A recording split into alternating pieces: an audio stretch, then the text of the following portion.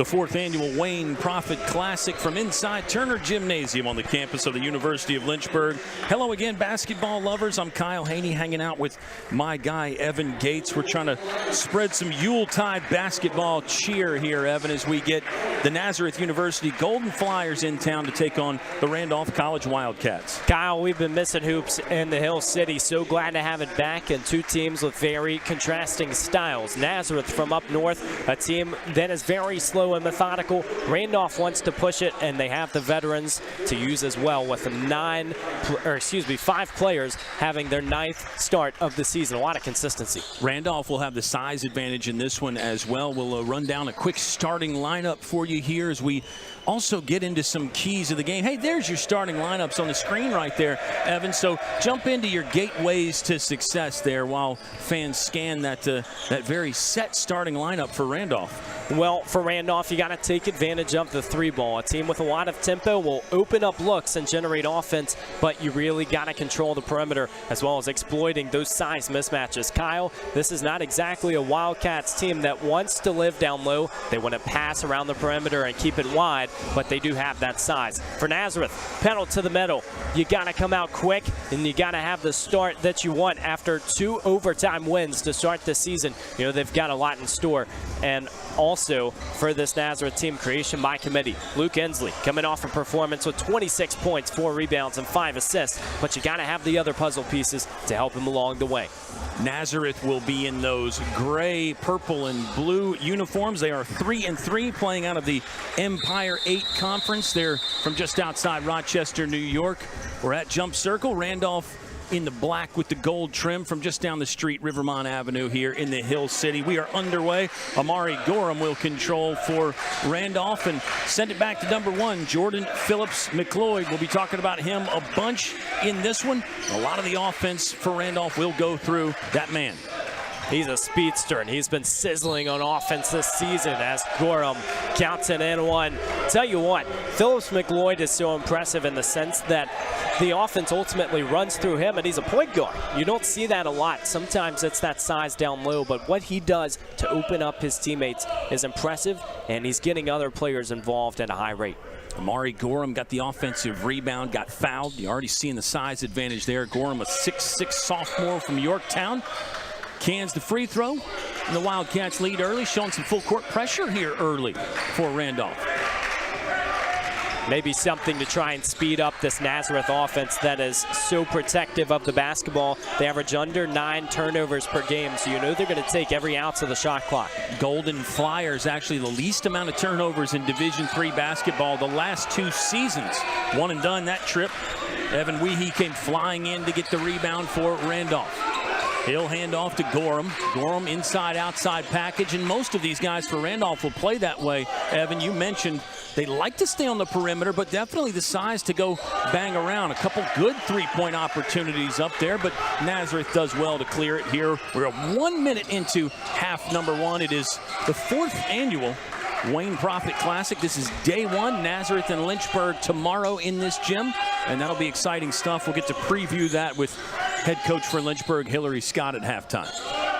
Well, it's a very unconventional look from this year's tournament as well, because just 2 games, Nazareth playing a pair, but you're starting to see this Lynchburg and Randolph matchup later this season that's going to be so fun to watch between 2 very fast-playing teams. And because of the amount of teams in the Old Dominion Athletic Conference, they're actually only going to play once. We like it when Lynchburg and Randolph get to play twice, little home-and-home rivalry, but just one time this year. Gorham will size up a triple from the right wing, and that's no good. Randolph a little bit cold after the early start there with the 3-point play from Gorham. Jumper up, that looks good from Ensley. There's a little showcase of what he can do, probes the defense. Nobody really gets a strong hand in the face, so he knocks down a mid-range.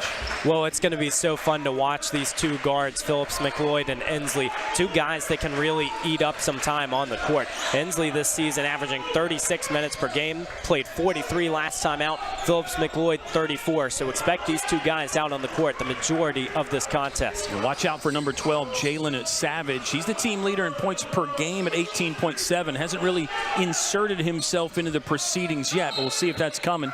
Oh, nearly a turnover there for Nazareth. We mentioned they don't commit many, just about 8 per game, and in 40 minutes of basketball, that's really good. Then you have to factor those 2 overtime games. So really, they're playing more than 40 minutes per game right now. Well, and this is a big reason why it's difficult for teams who play in transition against Nazareth, because I tell you what, Randolph wants to capitalize off their mistakes. There aren't going to be many, and they got to do it when the moment's big. 5-3. After the triple goes in. So 2 field goals right now for Nazareth, just the 1 for Randolph. Wildcats try to lob downstairs. Gorham has to rescue the possession. Now the Wildcats are going to rebuild from the top. 5 on the timer now. They'll go on the right low post again. Wagner got beat on just a little bit. Referees look like early on indications are that the striped shirts are going to let the guys play a little bit. Well, and Wagner had 3 defenders on him in that case, and he's somebody who definitely wants to create space down low, but Randolph has to keep looking for their shooters. Nice little low pocket pass in there. Very good knockdown jumper from 14. Nazareth starting to get the offense cranked up here. Golden Flyers by 4. That's a high percentage look from Merritt Holly, one of the freshmen on this team. Look out, Jalen Savage, he'll set, oh, he missed the layup. I thought he was going to think about dunking it, then he went for the layup, Evan, and missed that. He would love to have that one back, and a nice job to take advantage by Phillips McLeod. Timeout on the court. We'll stay here for the moment. We've got plenty to discuss. Nazareth by 2. What a swing there, though. I mean, that's when you think about it, a 4-point swing just on the missed layup. Took the words out of my mouth, and Kevin Broderick definitely going to have some thoughts about that one, because tell you what, in a game against Nazareth, it's going to be a lower number of points scored, and so those little swings can be so important, especially in the second half. We got into it a little bit late. We have identified some players to watch that we have already talked about, but we'll see if we can get the graphics up there for Jordan Phillips McLeod, first for Randolph. What a player. He's a 6-foot senior from Johnson City, Tennessee. Did not play last year, but he's got over 60 career games under the belt, Evan, so he's a seasoned campaigner. Great to see him back on the floor this year. Well, scored his 1,000th career point in a victory versus Shenandoah. He's just the 8th in Randolph school history. You mentioned how it is a younger program for Randolph when you look at it starting in the 2000s, and so he is really leading the way for so many others. You think about a guy like Danny Bickey, who graduated last season in all-conference selection. Well, the Wildcats still want to be represented in that ODAC list. He is a great candidate after his early performances. Nazareth last played 9 days ago, got a win against Alfred University. The man in that game was Luke Inslee. He is our player to watch for the Golden Flyers. Number 14 played 43 minutes in that ball game. That's just almost unheard of, and I'll just go ahead and say basically it is unheard of. Well, you might as well go ahead and get your Garmin watch out and track the mileage, because he pretty much went a marathon in that one, and he's somebody that Nazareth loves to have out there because he really controls his possessions. Off the window and down for Jalen Savage. Great job to really push the tempo. Kind of a one-man fast break there, and he got all the way to the left low post and knocked it in. Ryan Broderick has entered the game for Nazareth too, by the way. 5'11" senior from Webster, New York. It's a New York heavy roster for Nazareth. And you've got one man from Pembroke Pines, Florida, Solomon McFarland. And there's a basket in for the Wildcats, who now trail by 1. 9-8 Flyers lead. Elijah Cox with the 3 on the other end, the sophomore from Galax. He's really starting to see his playing time accelerate in the last 5 or so games. And for a team that has played 19 different players on the roster this season, Randolph wants to find some familiarity, and Cox is a guy who can make it happen. Wagner with the rebound. Jordan Phillips McLeod. He'll operate from the top of the key. Now side steps into a triple. He makes it, and he got fouled. And it is a chance for a 4-point play, a lead change too. So much happening, and it's that man, Jordan Phillips McLeod. knocking it in from the left wing. That was impressive. Well, the good players can set up their teammates. The great ones can set themselves up, and McLeod looks so comfortable just getting his footing in the right spot, firing the three. And oh, by the way, he's a 92.5% free throw shooter this season. He has been on pace for a potential school record, so expect those numbers from the shooting categories to stay exactly where they are, and that's sky high. Converts the 4-point play. That means Randolph leads by 3. Excellent replay there. You could see him not really with the step back, but the side step. Here's Savage, man, raise and release and just drop it from anywhere. Really impressive. That gets the Golden Flyers back within 1. The former E8 Rookie of the Year, showing us why, because he is in isolation one of the best options for Nazareth. Fabulous individual defense there from Inslee on the takeaway. Rhythm triple coming off the back iron. Rebound loose. Boy, Wagner's a presence on the glass, isn't he, for Randolph? I'm really loving what the 6'8 grad man from Martinsville is bringing to the rebounding table. Well, he's always one of those guys who can rough things up down low. Double figures in his first 6 contests this season, but as you pointed out, I think his defensive presence is what's most important for Coach Key's squad, because with that height and size down low, you're taking out a lot of other important pieces from the equation, and teams that live in the paint are going to struggle against Wagner.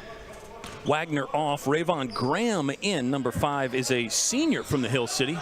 Played his high school basketball at nearby EC Glass High School. Always fun to watch that guy. And here's Elijah Cox. Well, Graham, an interesting story. Started 22 games last season with McLeod's absence. He really helped this Randolph team to stay competitive and fight in a lot of close games. And you're starting to see, even off the bench, he is such a contributor. Brought it from 16, front iron, no good. Shot clock was winding down, so probably felt like that was the best look. Maurice Davis in the ball game as well for Randolph, although I think Davis might have just checked out. Number 33, Ryan Veruso in the contest. Subs for Nazareth. Those gold numbers on the gray jersey, Evan, they are tricky. That's a big excuse from the broadcaster, but they are not the easiest to identify for the Golden Flyers. No, they're not. They are a very cool color combination. We'll give Nazareth that. The purple and gold, your Lakers reminiscence, is pretty neat. But when Randolph has the black and yellow out there, it's a different comparison. They pop a little bit more for sure. Golden Flyers can take the lead on this possession. 14 minutes exactly left to play in half number 1. Mentioned we will have a halftime guest. Hillary Scott, head coach for the University of Lynchburg Hornets. There's a foul 22 feet away from the basket. And again, referees are letting him play. That is the first foul on the Randolph Wildcats. Nazareth officially with 3. But overall, I think the officials really doing a great job of letting the team sort it out, keep everything between the lines and fair, but not afraid to have a little physical confrontation, especially around the rim. Well, if they let this game play, that might be interesting, because these two teams shoot 79 and 77% from the stripe. And so you wonder if there'll be any separation with Randolph shooting 4 more free throws per game. Jack Broderick in the game for Nazareth. Triple try in and out from Elijah Cox. Randolph not great from beyond the long line so far in this one, but we said they'll get him up. How about Inslee? Again, he just continues to attack, and even if he doesn't get all the way to the rim, he gets to that mid-range and seems to be so good from there. Cox, another one on the way, and this one does find the bottom of the net. Feels like Randolph needed that for the psyche a little bit. Here comes a timeout on the court. Nazareth will take it. They trail by 2. We'll step aside for a little 30-second breather as well. 13:07 remaining here between Nazareth and Randolph. Half number 1, Wildcats lead by 2.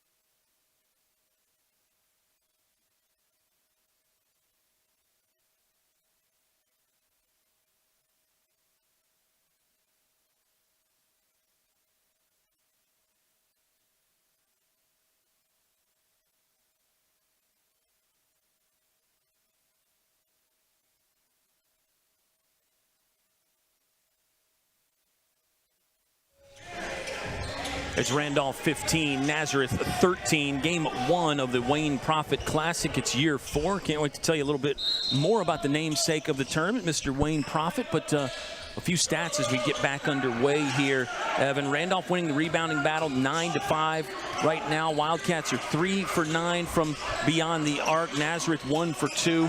All that's pretty much in line with what we thought and what we sort of built up in the pregame. Doesn't always work that way, but has so far here in the first half. Well, it'll be interesting to see these numbers materialize throughout this contest, as it'll be a change of possession. This is a Nazareth team that, you know, as we expected, is really taking their time. No turnovers thus far, but it does have to happen sooner rather than later, because for a Randolph team that plays so quick, it's almost easier to gain that energy and momentum down the stretch, whereas the Flyers might have to start that search a little earlier. Yeah, and it is interesting. When do you pick up the tempo if you are the Golden Flyers? Maybe you don't need to. Maybe you can continue to play your brand of basketball the entire game. But I think that falls into that coaching piece. Kevin Broderick, he knows when to flip the switch and when to go to plan B and C and those sorts of things.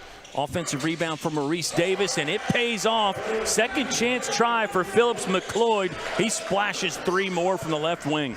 He is just so confident in his approach, and you think after last season when he was out, maybe that has an impact. Well, he has just come back and caught his stride so early under Coach Key. Jalen Savage missed from the left mid-post. That's an area that Nazareth, between Savage and Inslee, has really gotten to a bunch. They've gotten some great looks from that little 5 to 10 foot range there. That one does not fall. But the Golden Flyers will get another chance to put it back in play. Down by 5. Nazareth did lead in this one. Randolph took the initial 3-0 lead. Then the Golden Flyers got the advantage. Putney for 3. He makes it. And that'll be big right there, getting the Golden Flyers back within a deuce. Well, Nazareth now 2 for 3 from beyond the perimeter, and though they don't shoot it often, they do capitalize on those chances. They, coming into this contest, had attempted just 93 threes to opponents' 150. It is a very evident disparity, but those comfortable looks are going to add up. Landon Wagner back in for Randolph. He impressed early. This is career game number 86 for Wagner. A lot of senior leadership, a lot of veteran presence for the Wildcats. Good transition offense. Won't go for Solomon McFarland. And then the second chance try was swatted away. Good job by Randolph to hustle back and bother the Golden Flyers at the rim. Kyle, how many high percentage looks have Nazareth missed just right at the rim? Seem to be doing a great job really shredding up that Randolph defense, but can't convert. Rayvon Graham does. A little silky smooth touch from inside the lane for the Hill Topper from EC Glass. Oh, close penetration again, and a miss from Putney. He wanted a call. I think if you asked Coach Broderick, he'd tell you Putney probably should have finished that one anyway, whether there was a whistle or not. Well, the Flyers in that case have to finish through contact, and you understand you might not get that call every time. Referees allowing a lot to play, but that's no excuse for the easy ones. Penetration by Graham. Now it's Veruso. Good ball movement to Wagner. He can't hook it home. Athletic, physical rebound in there. Yeah, we're seeing it more and more. The officials really are letting the guys go. McFarland will trigger the triple. Nope. And then there's contact on the back side of that. That looks like it's going to be on Landon Wagner. Defensive foul there on the rebound. It is team foul number 2 for Randolph. Wagner's first. Rayvon Graham has the other for the Wildcats. Timothy James Jr. in the ball game now for Randolph, as they defend the basket to our left here on Wayne Prophet Court.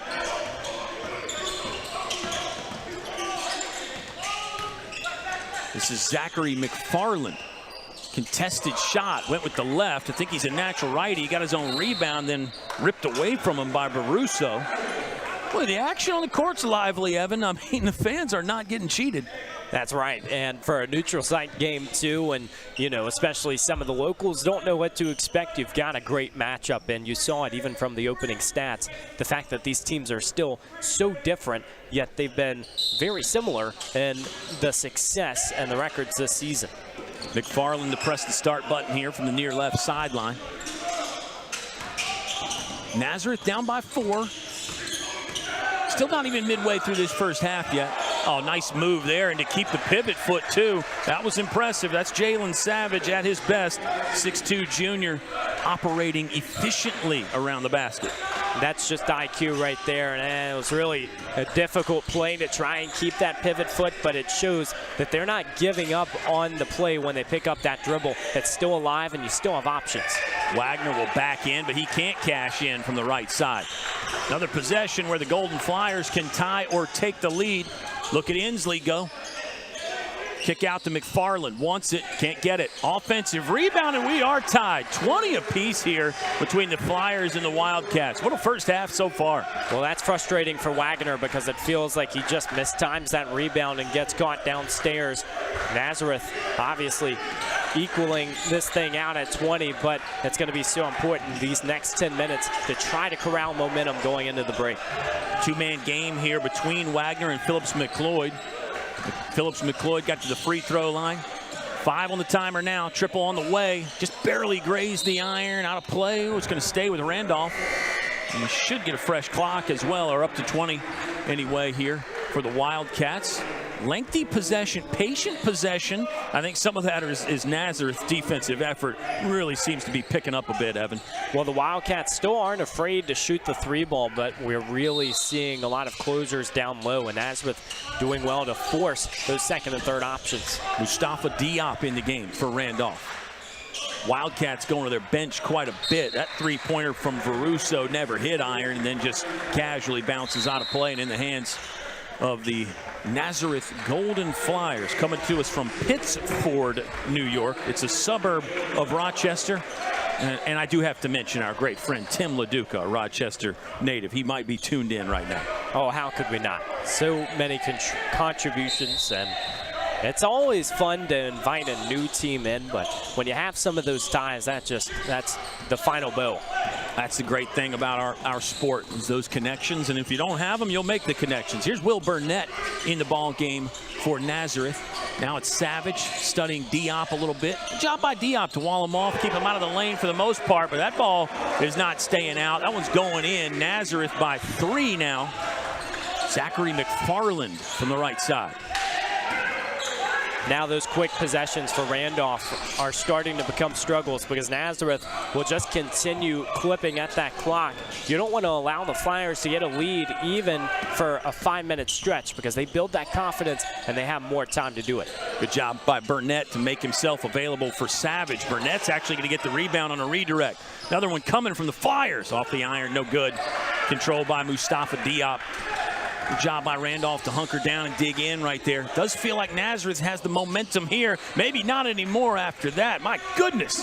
Jordan Phillips McLeod in his bag a little bit, knocking that one down to tie us at 23. That's JPM's spot, and we're seeing that move time after time where he is feeling so comfortable.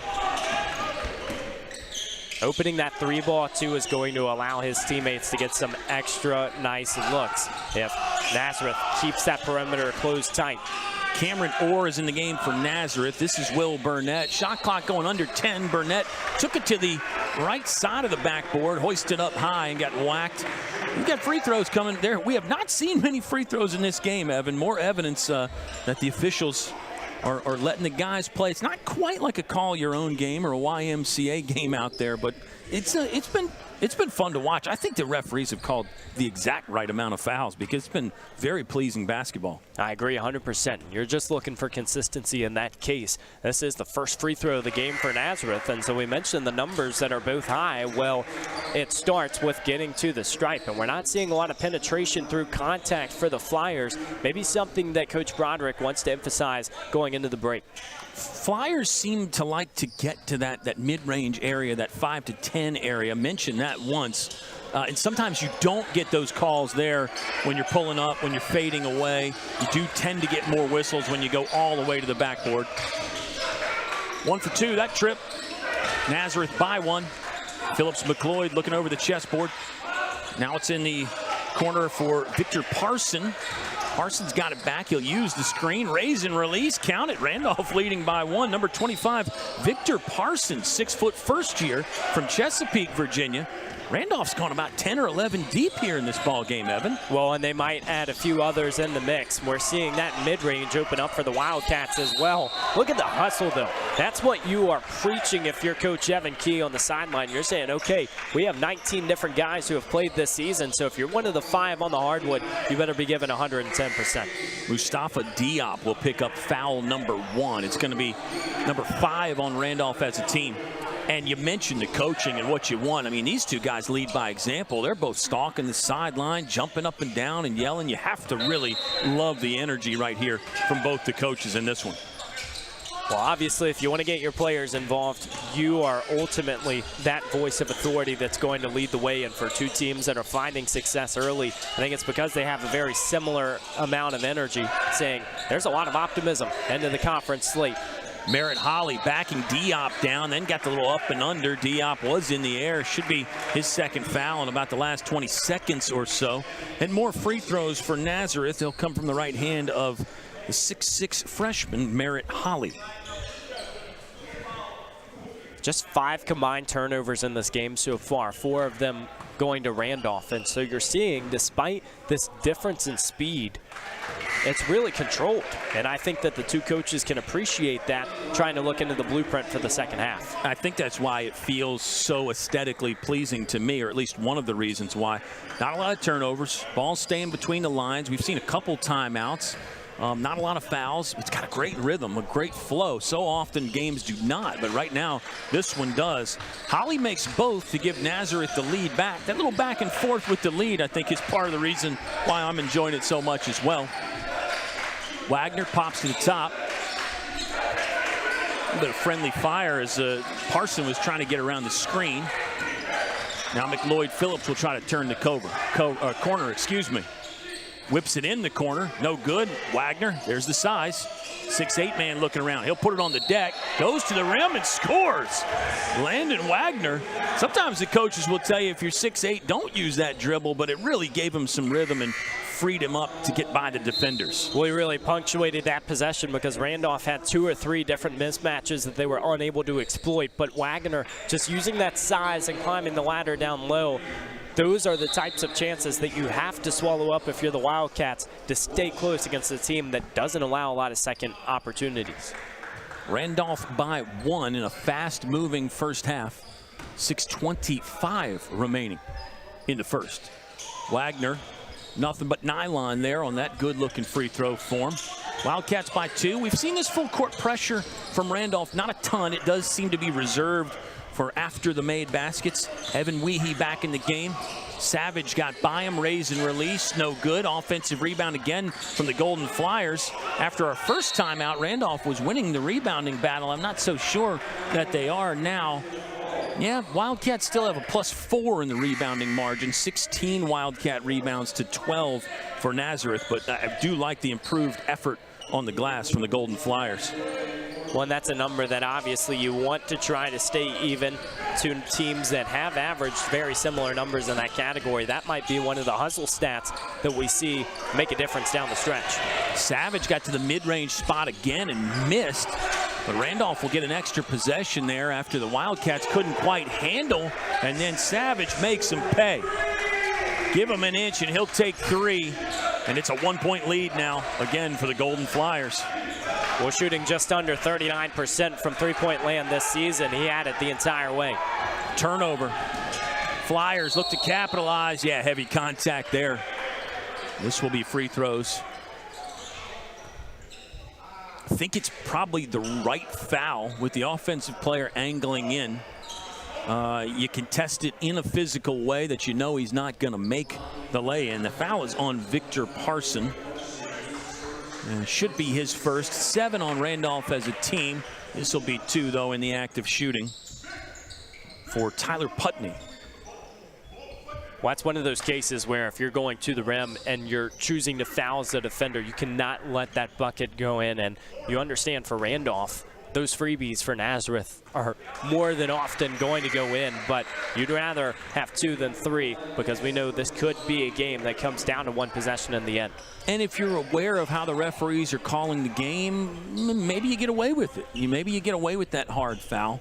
That one was just a bit too obvious, though. But again, probably the right play there. Both the freebies do go in, and Nazareth now up by 3 again. They're in the bonus 2. Possession arrow favoring Nazareth. 5.5 left to play in the first half. Bryce Watlington, number 20, is in the game for Randolph. So yes, Evan Key has gone very deep into the bench.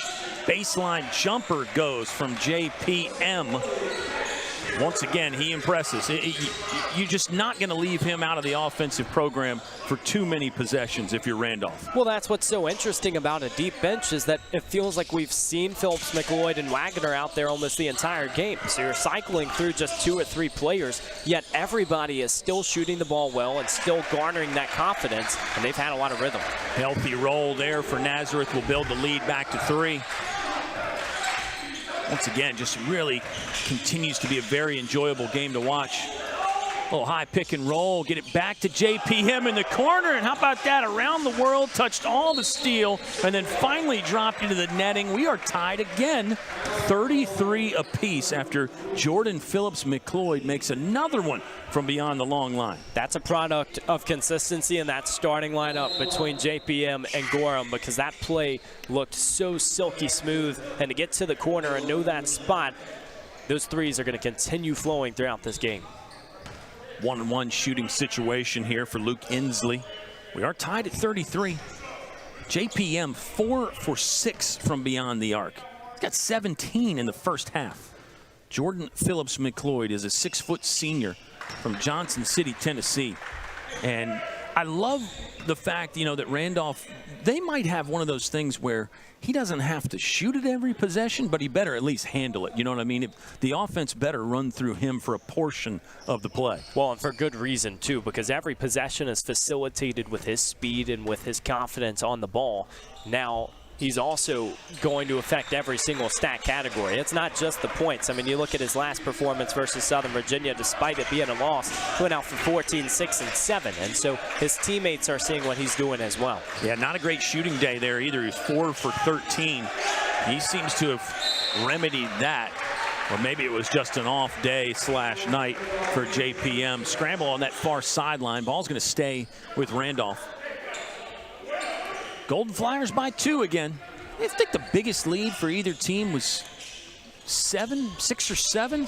We'll double check that on our statistical analysis here as my partner Evan Gates scrolls through the laptop. My name is Kyle Haney. Our special guest at halftime scheduled to be Hillary Scott. How about that? Evan Weehee coming off the screen and nailing that one. The Cleveland native looked like he hit that one from East Lake, Ohio. Another timeout on the court as Randolph leading by 1 again, 36-35. We'll pause and we're back in 30 seconds on the Lynchburg Hornets Sports Network.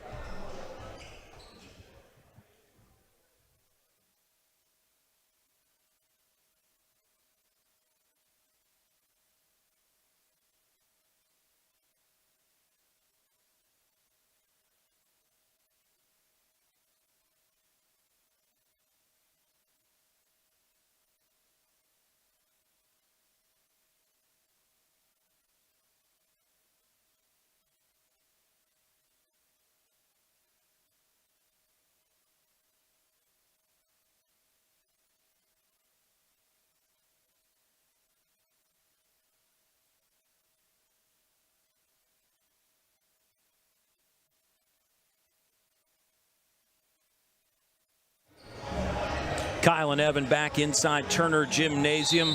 Micah is the ground control over there, making it sound good for you, and you're the final piece of the puzzle. Thanks for watching. You might be in Rochester, New York right now, up there at Nazareth University. This is the 4th annual Wayne Profit Classic.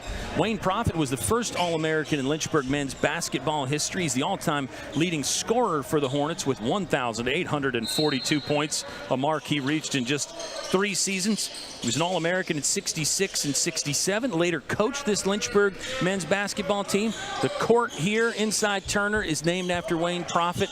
And Evan, he's basically Mr. Basketball when you're talking about the University of Lynchburg. Oh, there's no doubt about it. And he has had such a big handprint on this program. I mean, quite literally, anytime you can pin your signature onto the court, you're doing something right. Shot clock down to 5 after the timeout. Good patience there by Nazareth. I mean, a lot of teams hit the panic button when that clock starts winding down. The Golden Flyers actually got a pretty good look off, but it would not fall. Randolph leads by 1. And we'll talk about Wayne Profit a little bit with Hillary Scott, the head coach here at the University of Lynchburg. More about this event, such a great new tradition here on campus. How about that slice and dice for number 0, Amari Gorman. Gorham, excuse me. We haven't heard much from Gorham really since the start, but that was a confident move to get inside for points. Kyle, you know what's so impressive between these two teams is that it doesn't feel like that 3 ball has been forced. Though we're seeing it at a pretty high rate, especially from Randolph.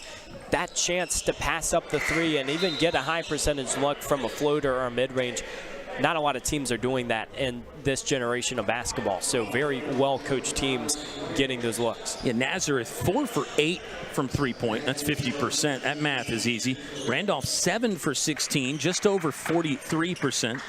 The Wildcats coming into the game take over 28 per game. They make almost 10 per game. Far fewer for Nazareth. They make about 4.5 three-pointers per game.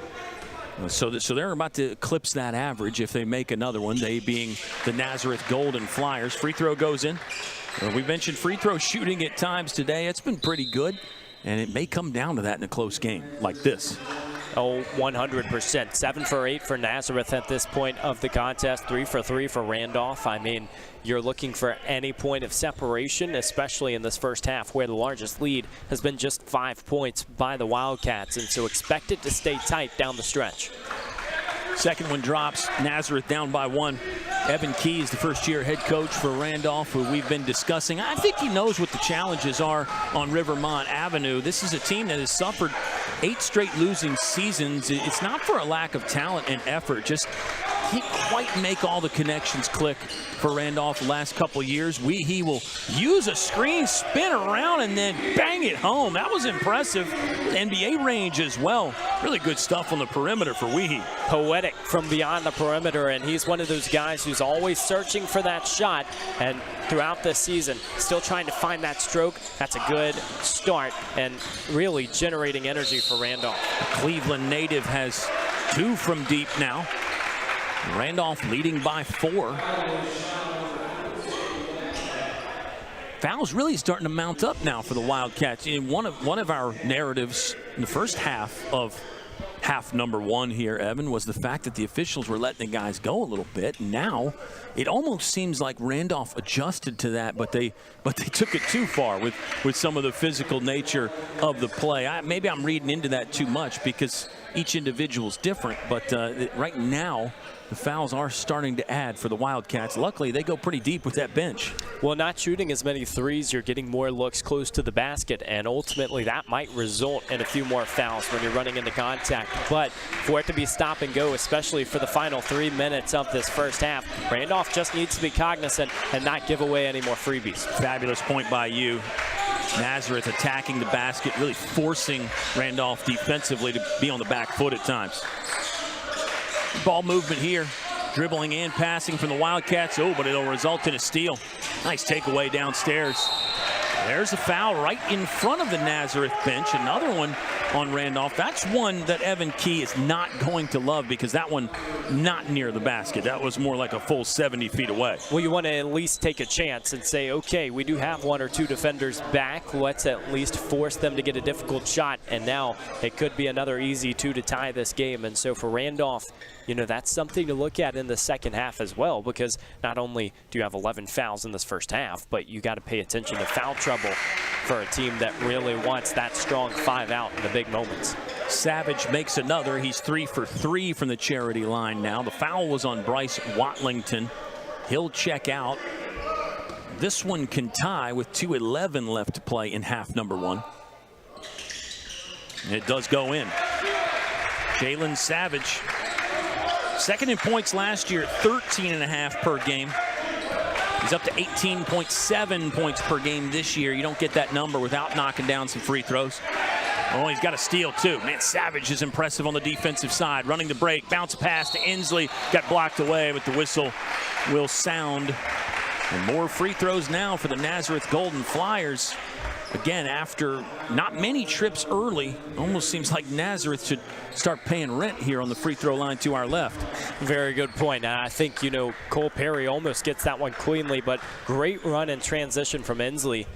You talked about Savage, somebody who's shooting 92% from the stripe this season. Well, it goes through this entire starting lineup for Nazareth, and you can tell it's just the composure in this first half. They're saying, okay, we're not only going to get to the line, we're going to make you pay, and now 14 of 15 on the day. Really impressive. Inslee's got a second one to pad the now Nazareth lead. Yeah, it's up to 2. What a backcourt duo right there, Jalen Savage and Luke Inslee. I mean, that is a 1-2 punch that not a lot of teams can counter.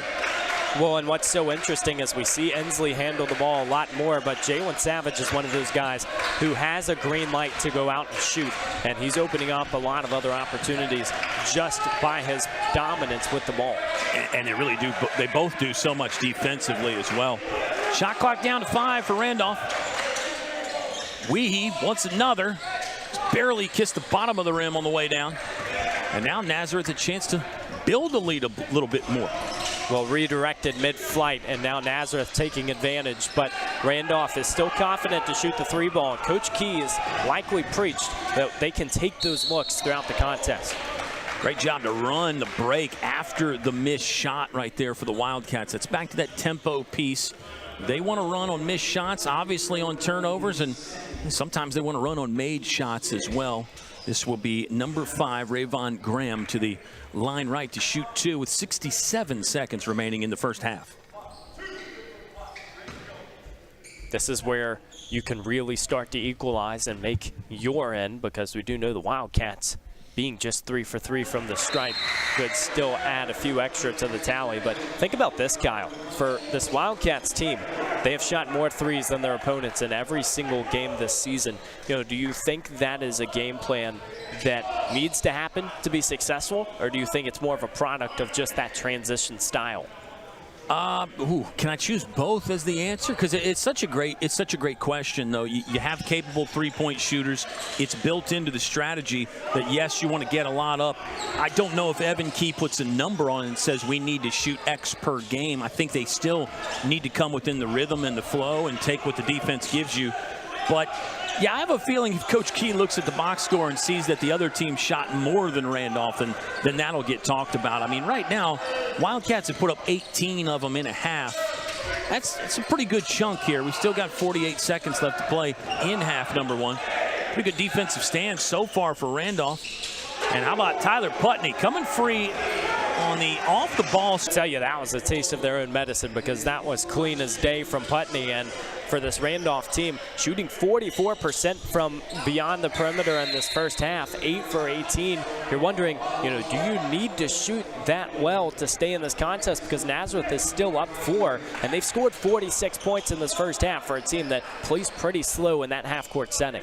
We talked about Nazareth. Yeah, the pace not quite as high as Randolph. So this is going to be one of their higher-paced games thus far for Nazareth. 30 seconds left to play in the half. JPM will look to the sideline and get some instruction from Coach Key. Doing a good job to fend off Solomon McFarland there. Now it looks like the start button's about to be pressed. High ball screen, JPM probing, step back, coming, out.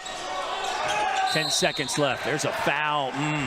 That's got to feel tough for number 22, Elijah Cox. Nazareth player was on the way down anyway. Cox went for the strip over the top and got whistled for the infraction. Golden Flyer player that got the rebound is actually still down at the moment.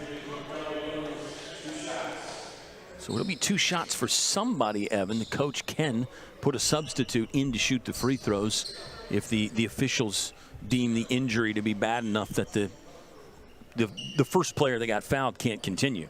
Well, couldn't tell if he hit his head on the way down. It looked like that's where he reached when he came off, but we'll have to wait and see. Now, this is a Nazareth team that has been so aggressive on the boards, and that's just another product of that height and strength down low. Does look like he's actually walking off a little gingerly, so maybe a leg issue.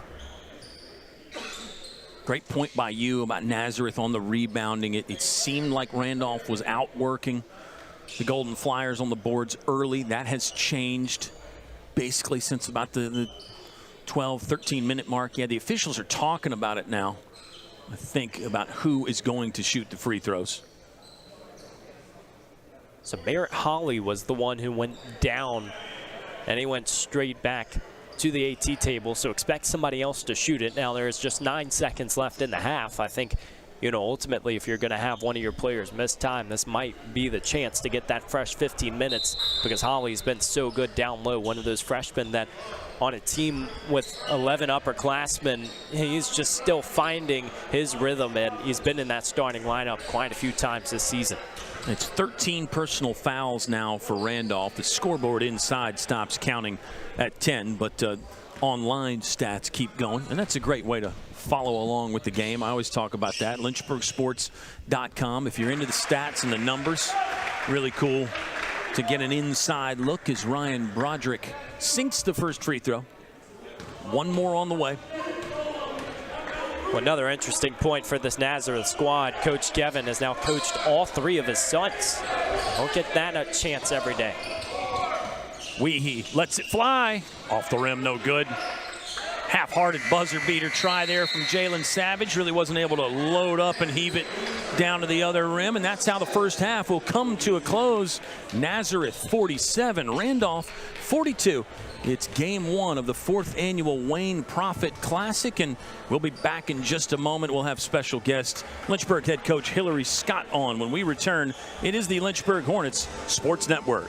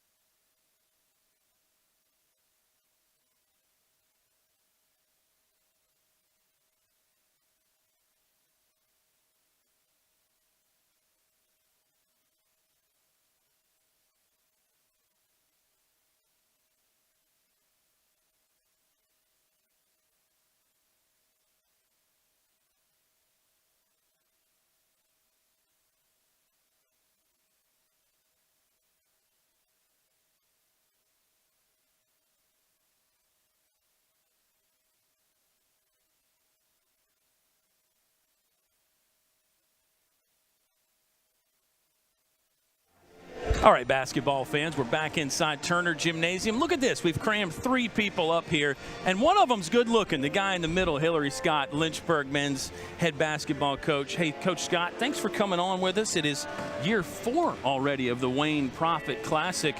Talk about this event and how important it is to you and your program and some of the background behind it.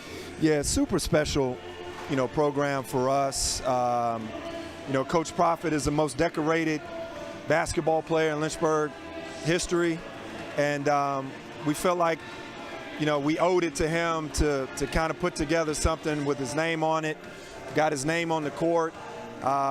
We felt like this was kind of a cool way to honor him, and we love it when we get a chance to get him into the gym and watch, us play and be around for, this classic. And, you talk about somebody who is the all-time leading scorer here.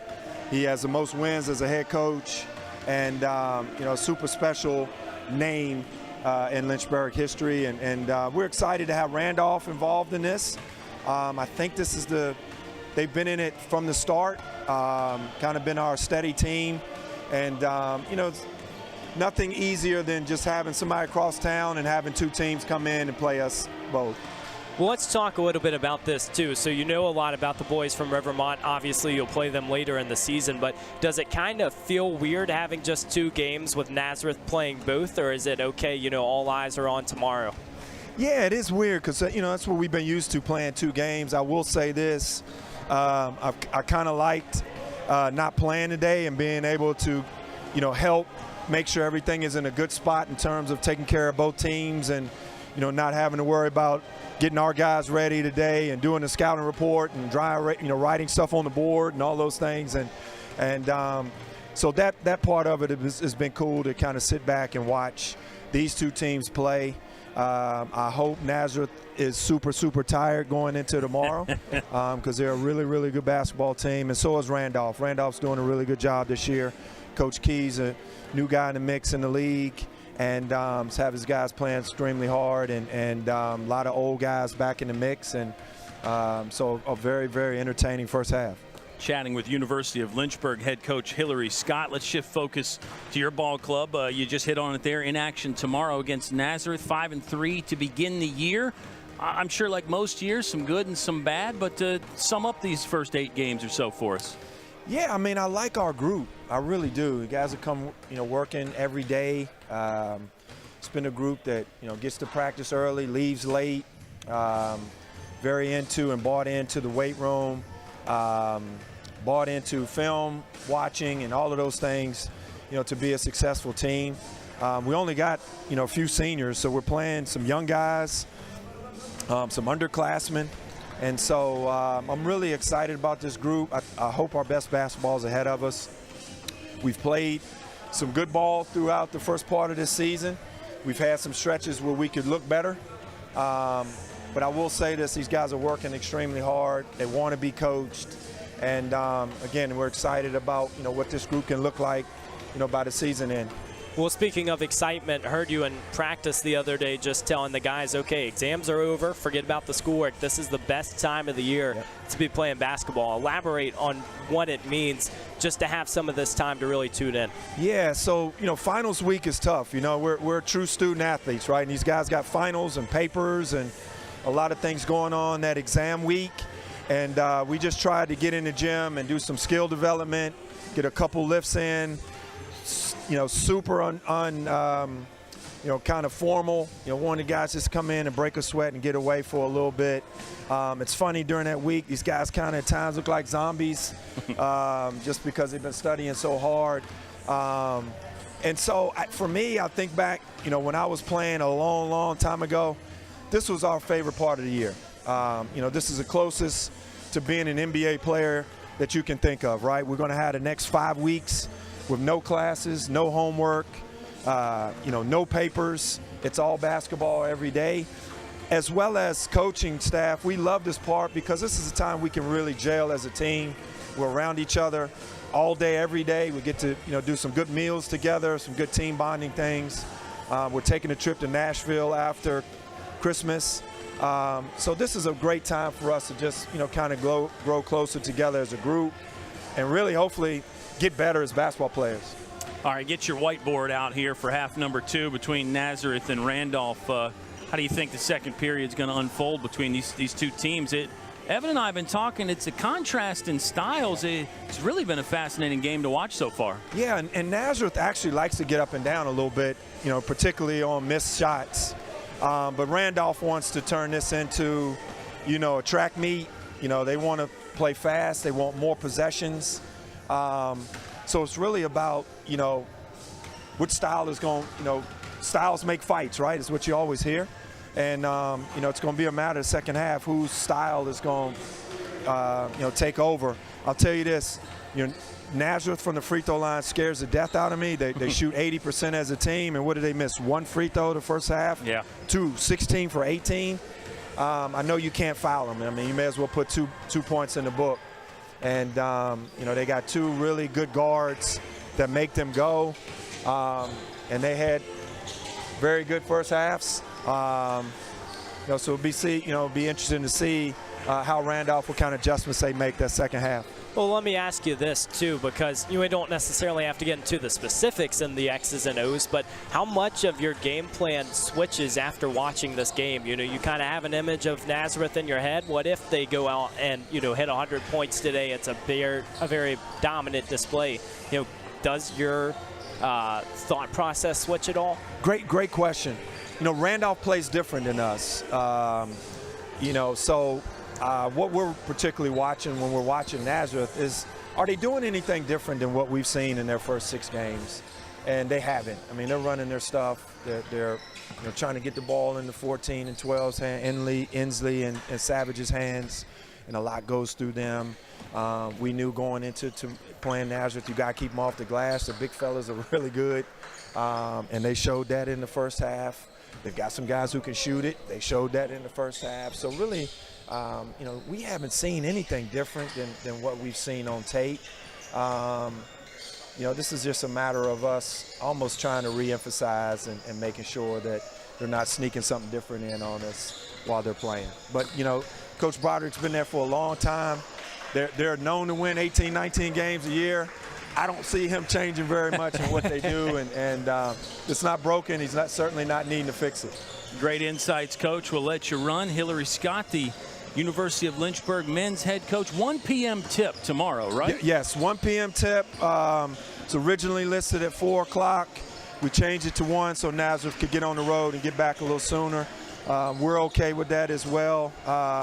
So if you got some lunchtime, no lunchtime plans, sneak over here in Turner and come check us out. And Kyle, you didn't say that I had a face for radio too, so I'm glad that the camera's not on me as much, man. No. That's what a lot of people tell me. I always say the best dressed coach on campus. I mean, I do always say that. I may not say it to you enough, okay, but I always say it. That's fine. Hey, on a side note, too, Yep. before you run, I mean, Jonathan Faust on our camera today. I mean, what can't that guy do, huh? Man, he has been an awesome ambassador for our team and program. I wish we could have 20 of him on the roster. And you talk about somebody who's a complete package. He's not only a very, very good basketball player, super athletic. He's built like he should be playing on Sundays, but just a good of a man off the court as well, and love that guy to death. Great stuff, Coach. One more question, Thunder or Bucks? Say that again? Thunder or Bucks, NBA Cup final tonight. Oh, good question. Man, I tell you, Thunder's looking really, really good, man. I like their vibe. Bunch of young guys. They play well together. The Bucks are putting some things together. I'm going Thunder. I like it. I'm going Thunder. There we go. He had to pull that out of him right there. He did. Went analyst style on you, Kyle. Got to put him on the spot. I think he passed the test, though. He did. Well, guess what? We've used up the halftime show, so we'll just keep it right here. We'll let you run, Coach. Enjoy the second half. We'll Appreciate you guys. Soon. Thanks for everything you do. Thank you. Absolutely. Hillary Scott, head coach for the University of Lynchburg. Look at him. He's even going to turn the microphone off. A broadcasting pro there, Evan. Speaking of broadcasting, what stood out to you number-wise there in the first half? We heard Coach Scott talking about the free throw numbers.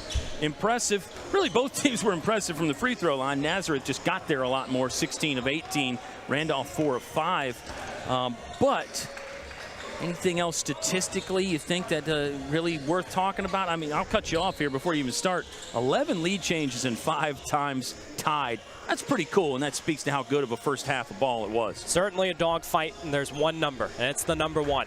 That's how many turnovers Nazareth had in the first 20 minutes. And I will challenge you to find another ball club in America that turns the ball over at that low of a rate. It's just so impressive. It comes back to coaching, and ultimately, that's why they stay in so many tight games. You look at those overtime affairs, it goes back to that. Early turnover to begin the second half, though. Rarely. There's the announcer's jinx. Exactly. JPM with the basket there, basically off of the turnover. And Randolph's back within 3. Now you're going to get a foul that the Wildcats don't love, but they'll have to deal with. Remember, Randolph had a little bit of spot of bother as far as the fouls were concerned in the first half. Well, it's one of those games, too, where it just feels like, the fouls racked up at the end. It really started to go in Nazareth's favor in the sense that not only were they getting to the line, but they were also garnering momentum. McFarland to reset things into Inslee. Now it's downstairs. Ooh, stripped down low there. Good job by Jordan Phillips McLeod, really using his hand speed and hand skills to be a force in the post. I mean, he's given up a lot of size, but again, he is just so talented of a ball player to find a way to make an impact even when he's undersized. Well, that's a very interesting point, because you're seeing more and more players in today's game that can play different positions, and it might not necessarily be that they have the size or the assets for it, but those different skill sets go a long way. Good look there on the fadeaway. Wagner picks up the rebound on one bounce. Randolph can tie with a three-pointer here. Mentioned we were tied 5 times in half number 1. 11 lead changes. JPM working hard on a high ball screen that was probably extended out further than the Wildcats really wanted. Weehee on the right wing. He got hot from beyond the arc at times. How about Gorman muscling in and scoring? Yeah, that was just power basketball right there from Amari Gorham. That is classic stuff down low, and you can tell using that off arm to try and generate some space. He feels comfortable using that 6'6" frame. Savage got in tight, couldn't convert. Second chance won't go as well. It's going to send Luke Inslee to the charity line. Like Gorman did a nice job really preventing Jalen Savage from getting downhill. Couldn't convert in the end. Number 15, Gabe Lucarelli. Excuse me, that's Gabe Lucarelli in there. Luke Inslee wears 14. Gabe Lucarelli, number 15. Didn't see Gabe Lucarelli much in half number 1. Did not, and he's one of those guys on this team that has a very interesting high school portfolio. So you always look at the high school sports, right? He was cross-country, track and field, and basketball competitor. But Kyle, looking down the rest of the roster, you got some golf athletes on this team. You obviously throw in football for a view. I mean, that's just pretty impressive to have that resume that deep. Timeout on the court. Let's take a little 30-second breather ourselves. Nazareth by 2, 48-46. We're just a minute and 13 seconds into half number 2 on LHSN.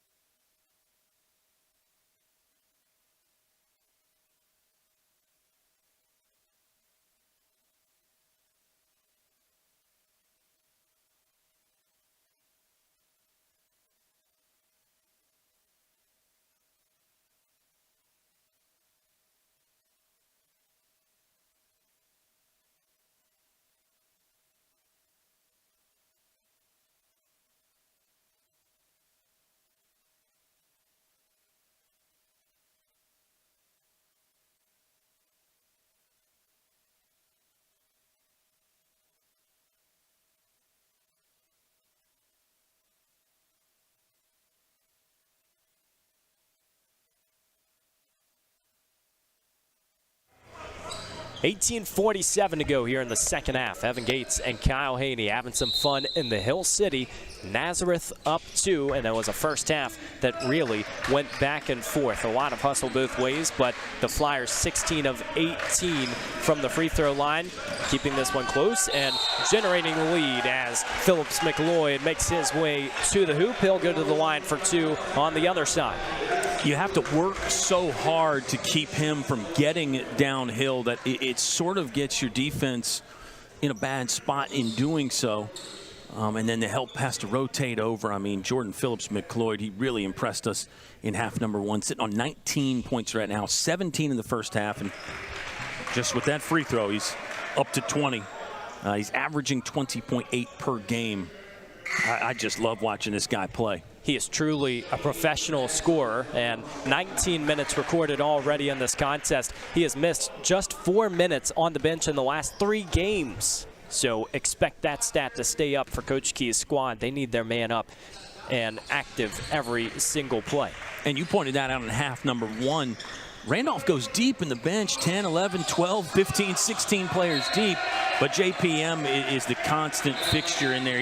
He's kind of like the hard drive. You can download some other programs and apps in there, but he's going to be the thing that's always running. He is certainly the glue, and he's one of those guys who, at the free throw line, is also very successful. Mentioned it in the first half. 92.5% from the free throw line is the school record. He is currently shooting 92.3%, and that stat will go up after today's performance. So we'll have to see what he has in store, as there's a lot of aggressive defense.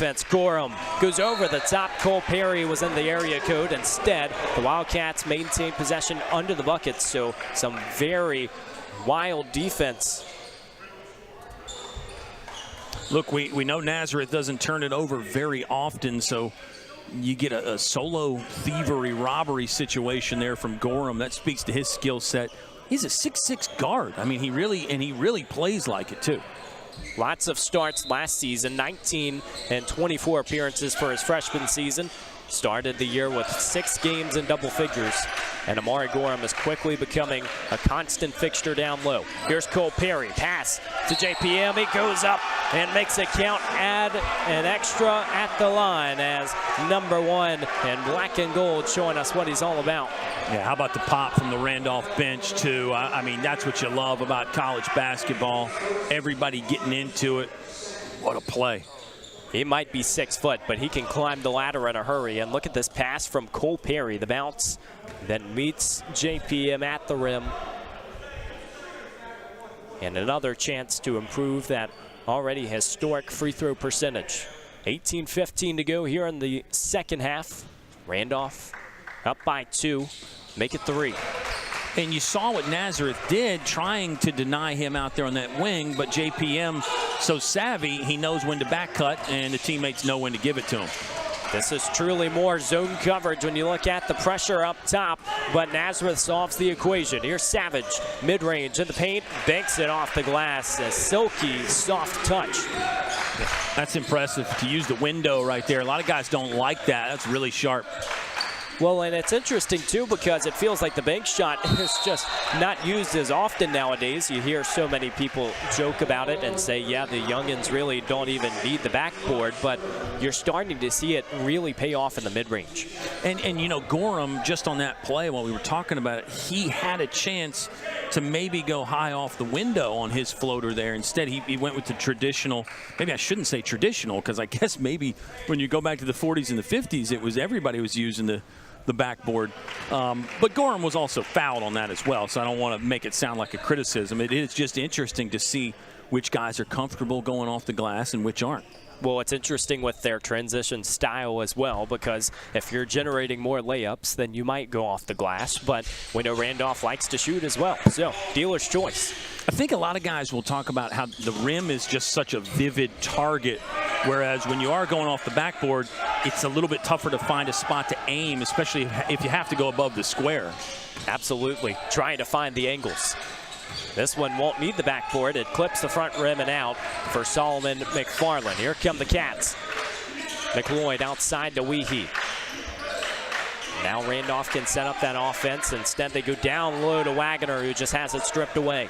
Felt a little forced. Nazareth opening up options on the other side. Inslee sweet to the paint once again, right down Main Street. He loves that range right there. Stops just short of what you'd call a traditional layup range, and really proficient in that little 5-foot area. 12 points and 3 assists for Luke Inslee, the point guard for the Flyers. Now down low, Gorham knocks it in. He lives down low in the basement, and he is continuing to be a threat as Randolph is starting to get more points and a high percentage look. There's another one on the other end. Now we're baseline to baseline. They're back and forth here. This is the tempo that you would think Randolph wants, but Coach Hillary Scott for Lynchburg pointed out Nazareth really doesn't mind getting out and running that much. And then how about JPM again? I mean, he'll catch you right in mid-comment with another bucket. Trading buckets back and forth. Merritt Holly had it on one end for Nazareth after being injured at the end of that first half. And then JPM, the speedster for Randolph, #1 on the bench, continuing to show us what he can do. 26 points, and we've still got a lot of basketball to play. We'll keep it right here in the Hill City. A reminder that the Wayne Prophet Classic will continue tomorrow. If you missed Coach Hillary Scott's interview at halftime, it will be Lynchburg taking on Nazareth, a 1 p.m. Eastern start time. Kyle, just a lot to look forward to. We know there will be a little bit of a smaller break as we approach Christmas, but it feels like this is truly hoop season. We're having a lot of fun in Turner. Really are, and I love the fact that Lynchburg's kind of getting the best of both. They get a game in Turner over the break, then they also get to hit the road to Nashville, so you get a little bit of both there. What great insights from Coach Hillary Scott. I mean, every time he talks, you can really learn something about the game. And I think he's just that natural teacher. He doesn't force it on you. He doesn't say, hey, look, Kyle, look, Evan, here's what you need to be talking about. But you just hear the way he talks about the game, and it's really impressive. Well, from a coaching aspect, you know, you're hoping for two things if you're an athletic director. Number one, the person has to know the sport, but number two, they got to know the culture. And for Hillary Scott, who's been so consistent in his years at Lynchburg, I think he's found a perfect mix of both, and so much love from all of his players. Everybody will speak highly of Coach Scott. Let's see if Inslee and Savage really try to take over here for Nazareth. Inslee dribbles to the short corner, goes out, but almost sneaking away with an offensive rebound was Jack Broderick. He maintains possession for the Flyers under the bucket. 16:25 to go in the second half. Tell you, Inslee can really start a possession, but we're seeing it open up to other options because Nazareth has a lot of different scorers that are getting involved. They really do. You and I have talked about the game now. Less and less true point guards nowadays, true number ones, because multiple guards need to handle. Heck, the 3s, 4s, and 5s need to handle. And that's kind of what Nazareth has going. This time doesn't work. They're a little lacking in the ball control department. They lose it, and Randolph will take over. Mentioned that Phillips McLeod sits at 26 points, 3 rebounds, 2 assists. He's the man with the ball in his hands now. And Randolph up 3 will try to extend that lead here in the second half. A game that has gone back and forth, the largest lead being just 5 points. Phillips McLeod surveys. Pass to the corner. Cole Perry ready to fire. Clips the rim and out. Weehee, second opportunity, count it.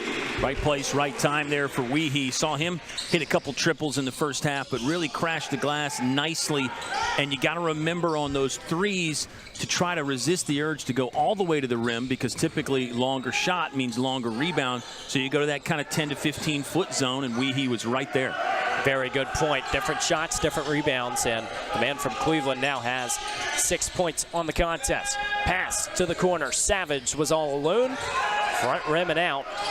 And here comes JPM looking to accelerate. Make it 8 points for Evan Weehee on that last play, as this time it's a little too much contact. Jordan Phillips McLeod. So we find out that he's human, Evan, but I think, you know, guys like that who slash and dash and who get around the court on the dribble, you know, they're going to get a little too physical and extend an arm here or there. So I think we can forgive that. If that's his only blemish in this game, then it's been pretty great. He is doing a lot of other good stuff, as Tyler Putney was the one to draw the foul. We will be back here in the Hill City. 5-point lead favoring Randolph. It's a fun one, and the Wayne Prophet Classic.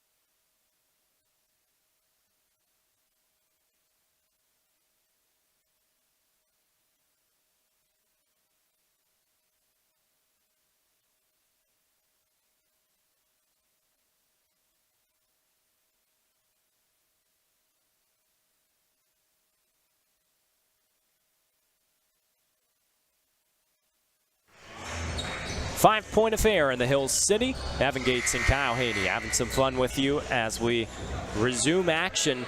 An interesting stat line from Randolph's side of things. After shooting 23 pointers in that first half, they fired just one in the second, and even more interesting, just one fast break point in this entire contest.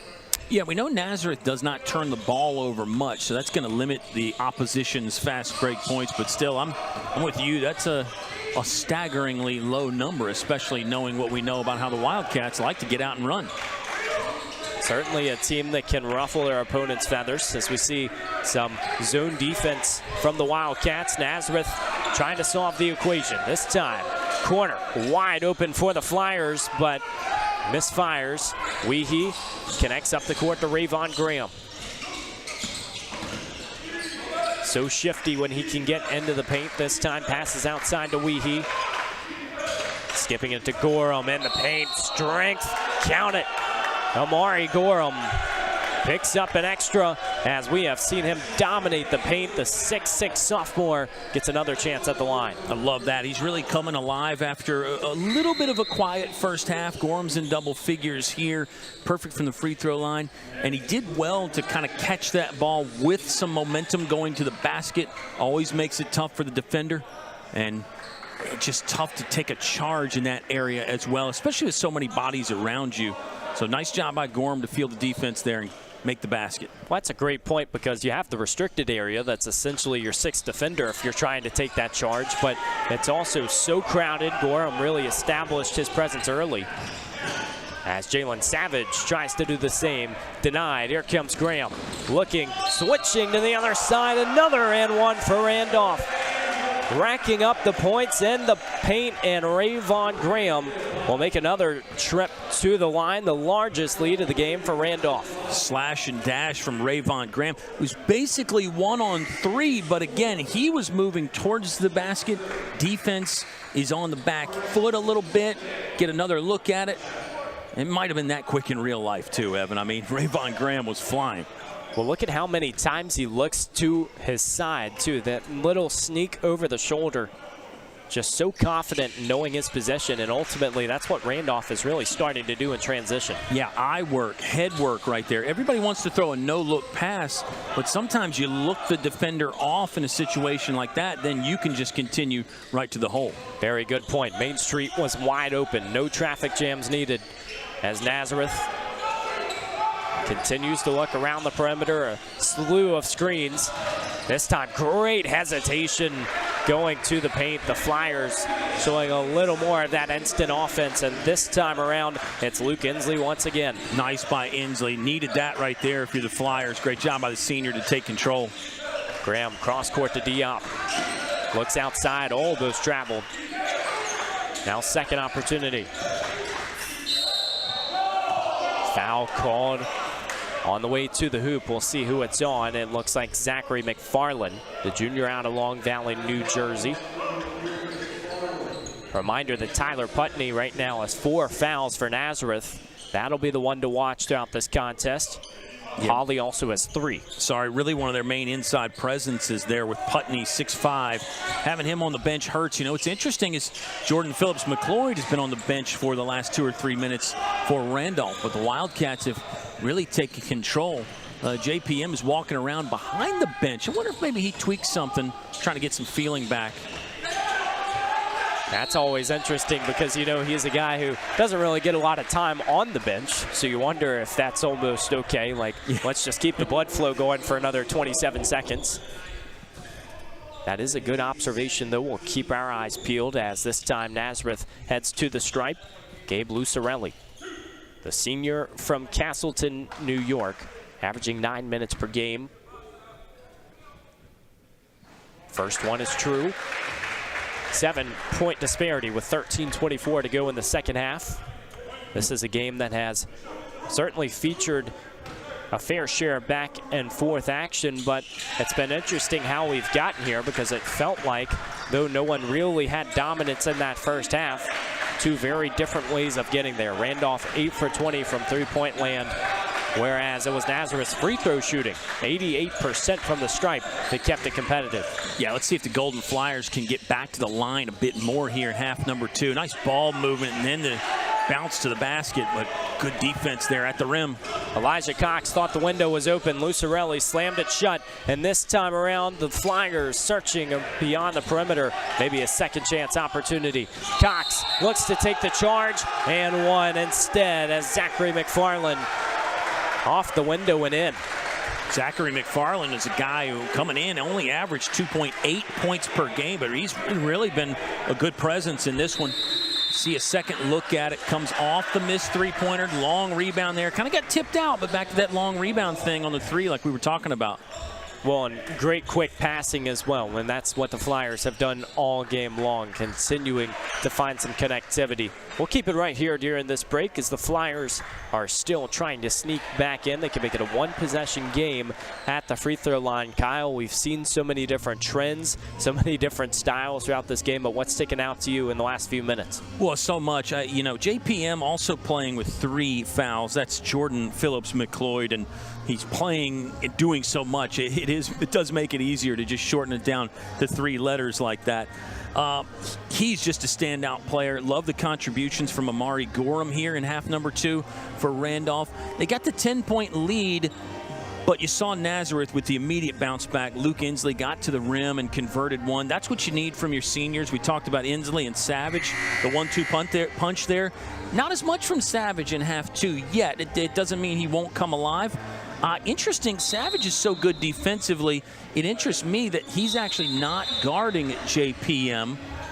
And some coaches will tell you, well, then he can operate more as a help side defender. When you put your best defender on their best player, he's pretty much committed to that the entire game. When you leave your best defender off, he can kind of roam and rove and be sort of like a safety sometimes. So that could be part of the concept for Kevin Broderick.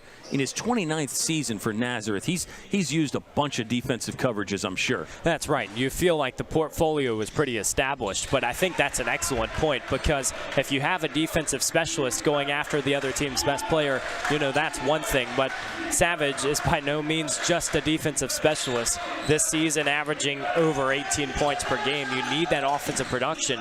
You wonder if it switches in the last 5 or so minutes. Well, it looks like Savage is on JPM right now, who is back in the ball game, by the way.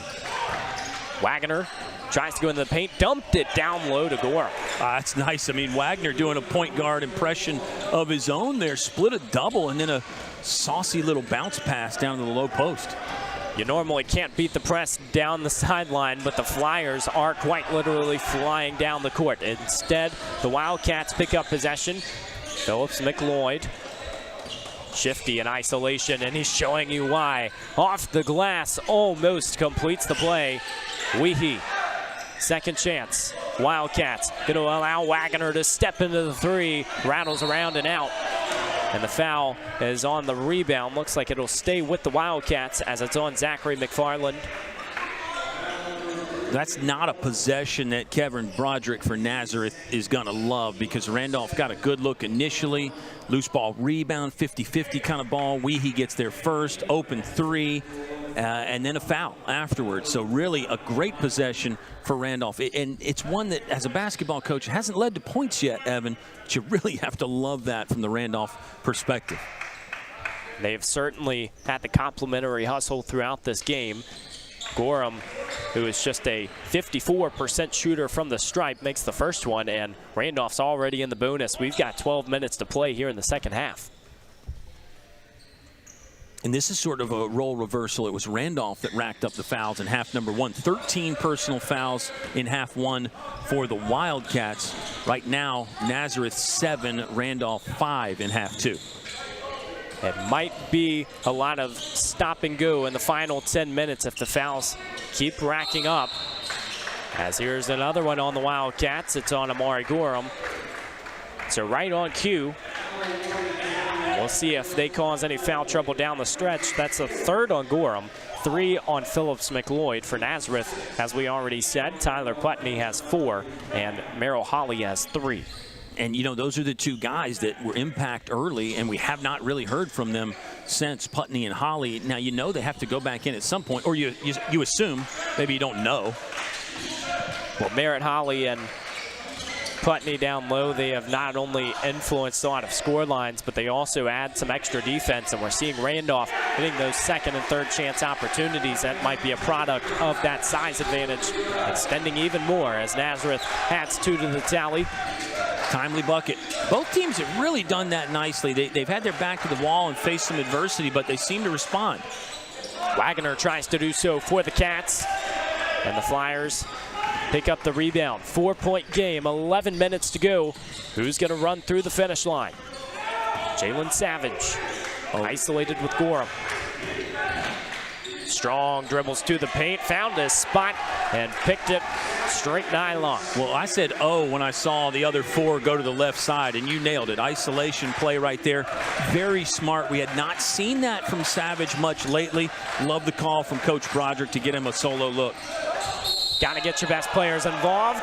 Rayvon Graham, another and one opportunity. Randolph is finding their footing in that category. It's such a fun game here. We're seeing individual efforts, Evan. We're seeing the teams work as collective units. We're seeing a little bit of the chess match from the coaches. I mean, fantastic basketball. What a take from Rayvon Graham. He's not playing in his home gym, but he's a Lynchburg native, so it's got to feel like, you know, 1B right here as far as spots he'd like to have a great performance. Does help getting to pick one of the 2 Hill City squads, because you do ultimately get an extra home game, it feels like. And a lot of other teams in the ODAC have that geographic closeness. You think about EMU and Bridgewater, another set of schools that are pretty close in proximity. Also of note, Phillips McLeod picked up his 4th personal. Just 23 minutes in this contest. Yeah, so we may see a lot more from Rayvon Graham in the second half. He was the main man last year. Has yet to pick up a start in this season, but Coach Keys still trusts his man from Lynchburg. He's on the run now. Tails out, and Randolph can set up the offense. Here's Weehee. Looking to the paint, cross court to Cole Perry. Great defensive communication. Wagner, one-on-one, going to work. Goes over the top, misfires. Now the Flyers on their end. Maybe injecting some pace. Pass from Inslee outside. One-on-one with Wagner as Broderick trying to create some separation, doing everything he can. Upstairs in the attic, doesn't matter. Yeah, good job by Wagner there. Gave some ground, didn't foul. What nice one to wall up right in front. Now Rayvon Graham.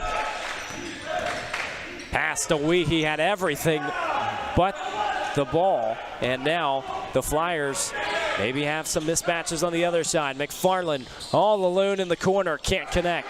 Great job by Perry. You see the box out there, kept his man out of the paint. The track meet continues. Weehee looks a little shaken up. Yeah, I think he's calling to the bench saying, I need a breather here. Or maybe the signal was I'm okay, but yeah, he definitely does not look like he's got a full tank of gas. Well, it looks like that one leg too, wearing one leg sleeve. You don't want to insinuate, but we've seen that a few times. He does have the ball, 5 on the shot clock. Gorham going downstairs, over the top, no good. Oh, wow, look at the defensive presence. And one once again. Randolph riling it up in Turner Gymnasium, and they've extended it to a 5-point lead. Got to feel like a home away from home right now. Gorham, again, the power from him. Misses the first, sticks around, and he uses the power in the right way. Active hands right there. Did enough to bother Nazareth without committing a foul. Got the ball free and converted. Really impressive. Also like having him and Wagner on the court at the same time, Evan. A lot of people love the 5-out motion now. Everybody's on the perimeter. Randolph is actually going with players on each low post at times here with Gorham and Wagner, and it really creates a problem for Nazareth.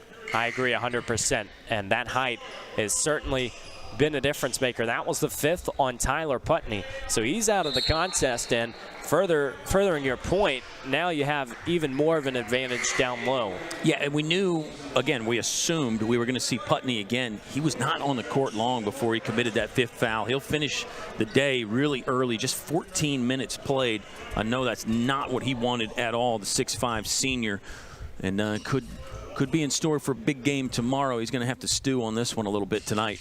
Well, he's averaging 32 minutes per game, and he's one of the better free throw shooters on this team. So should it come down to free throws down the stretch, you're losing a very important piece if you're Coach Broderick. Nazareth passing outside. No time to waste. Down 8. North of 8 minutes to play here in this second half. Hensley couldn't even see the rim, trying to go up with it. Second chance, and Cox is called with the foul. Fouls continue to stack up. That's the 3rd on Elijah Cox. Nazareth has 24 points in the paint, which is actually less than Randolph, but I don't know, you and I have commented multiple times on how Nazareth really gets to the rim. Even if they don't get all the way to the steal, they get it to that mid-range area. In another case where it really paid off. Again, I love the three-point shot as much as the next guy, and you're the next guy. But basketball's still a proximity game, right? There's still a lot to be said for getting your shots closer to the basket, especially when you're down. You got to really maximize those chances. The official stopped things there. What was that? What was that on? We'll have to wait and see. Couldn't tell if it was a conversation with Coach Broderick. No one was standing up on the bench. Yeah. You know, he might have been out of the coach's box, but again, if you watch basketball, you see that nearly every game, almost every play, those coaches are out of the coach's box. I was going to say, if you watch Coach Hurley at UConn, they have a 6th player on the floor most of the time. Rebound strong down low from Merritt Holly. I think Shaka Smart's been burned doing that a few times. That's as well. right. Yeah. Well, when you're around the coaching game for long enough, you're going to get burned at least once. That's right. It's just that extra energy. This is a nice-looking three-pointer that finds the bottom of the net. It was Will Burnett, the freshman from Marietta, New York, who slots this one home, and it was a very timely contribution. Yeah, Will Burnett only played 4 minutes last game in the win, the OT win against Alfred University. But that was big right there, much needed. Nazareth back within 3. Let's see if they can hunker down defensively. Rayvon Graham couldn't connect. Elijah Cox, the rebound. We'll do it all over again. After losing one of the main pieces in this Nazareth offense, Tyler Putney, 5 fouls. They ultimately have the energy. Everybody standing up on that Flyers bench. And here's a little extra defensive effort. Graham tries to re-corral, and it looks like it's a jump ball with just a few ticks left on the shot clock. So the Wildcats may be catching a break. Yeah, I think they're going to reset the shot clock to 20 here. It went up to 30 initially, but yeah, Randolph's going to maintain the possession. So 20 more for the Wildcats, and that's big, really. I don't think they're in the stall ball deep freeze yet. After all, Randolph only leads by 3, but you can tell that the Wildcats are taking some time on some of these possessions here. We're going to get the broom out. It's not a broom, and it's not even a mop, but it's kind of a mop concept that our referee is going to bring out to try to wipe up the floor there. Yeah, you see it. It's like a new school modern mop with some Swiffer, some technology. Yeah, it's just a large Swiffer. Yep. Officials never get paid enough, and that's before they do the sweeping on the court. But we'll have to look into the paychecks and add a few more bucks because they're doing a little bit of everything today. Well, it surprises me. Oh yeah, great shot right there at the apparatus, now in the hands of the capable hands of Hillary Scott. It shocks me still that those pieces of equipment exist, yet in the NBA you'll still see the kids run out there with the white towels and get on their hands and knees and do it.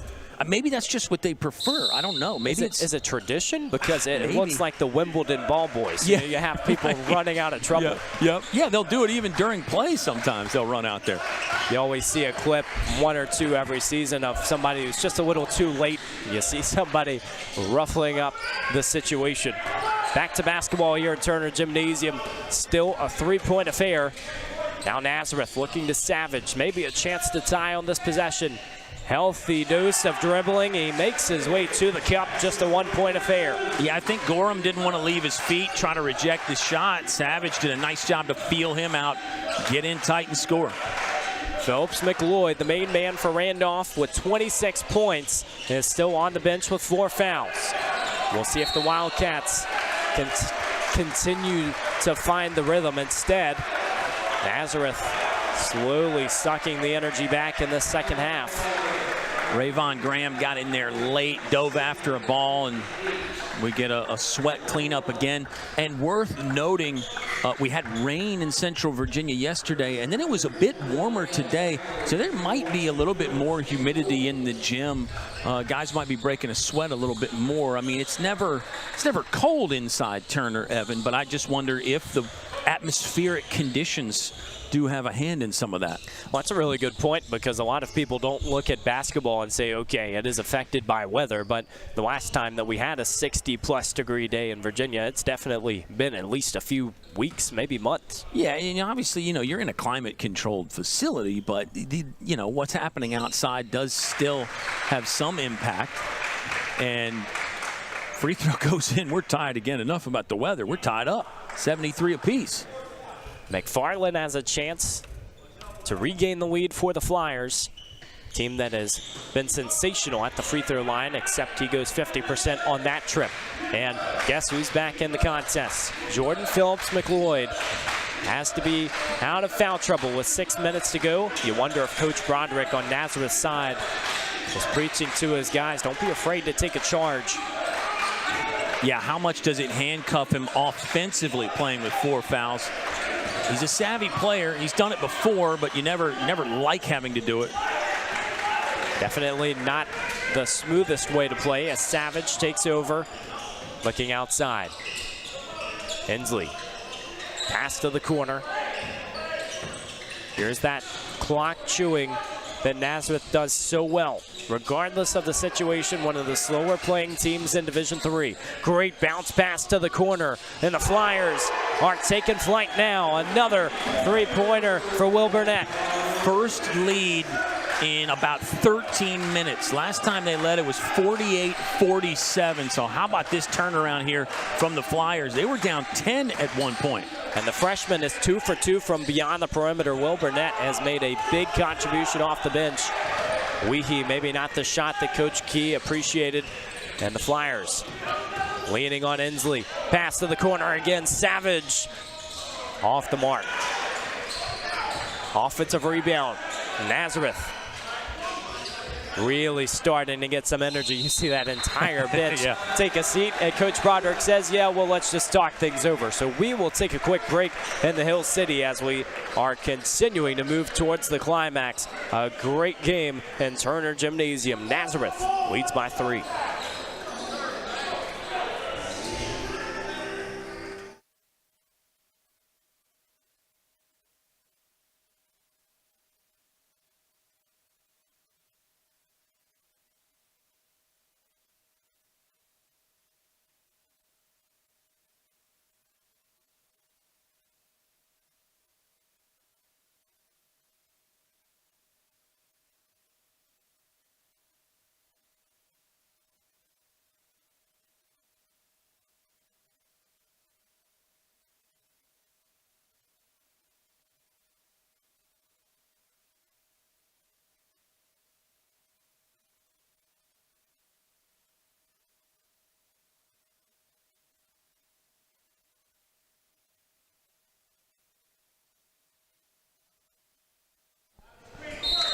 We've played over 35 minutes. Still little separation as Nazareth is up 3, and they draw a foul right away. Both teams in the bonus at this stage of the contest. Nazareth shoots 79% from the stripe, Randolph 77, and so that might be the difference maker. As we head down the stretch, the Flyers are 23 of 27 from the line, shooting 85%. Nazareth led at halftime, a very competitive first half of basketball, and Randolph took that lead over 18 minutes and change, and since then it's been all Wildcats, and then Nazareth just steady claw right back. It wasn't a lot of big punches. It wasn't knockout punches, but Nazareth just kept jabbing away, and now we've really got ourselves a prize fight here with under 5 to go. Well, it's definitely the close games that you want to win, especially in the non-conference slate against teams you might not be familiar with. That's what separates good from great. Nazareth already has picked up 2 overtime victories this season. We'll see if they're on the way to a third or if they can handle business here in the first 40 minutes as Ensley makes it a 2-possession game. Nazareth 3-3. You said it, 2 of the wins in overtime. The other win was a 9-point victory back on November the 8th. So all 3 of the victories, you could say, have been pretty close.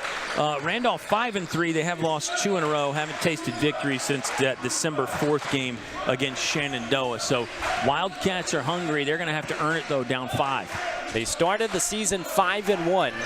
And for a program that has continued to accelerate, they have some high aspirations, especially in conference play, but trying to regain momentum now. Nazareth up 5 and looking to put their stamp on the contest. Here's Jalen Savage. Jams around in the paint and a very pretty mid-range.